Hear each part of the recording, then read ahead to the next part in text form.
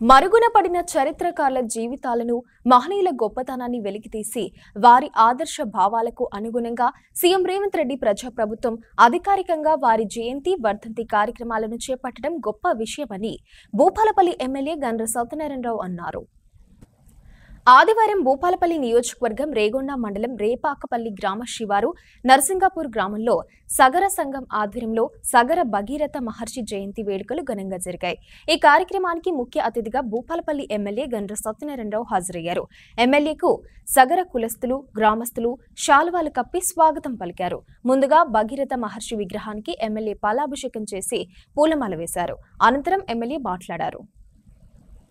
ఈ రోజు సగర సంఘంలో ఉన్నటువంటి వాళ్ళకి ఉపర కులస్తులందరూ కూడా ఏ రోజు కారో చేసుకొని సాయంత్రం వరకు ఖర్చు చేసేటువంటి అలవాటు ఎక్కువ సంఖ్యలో ఉంది.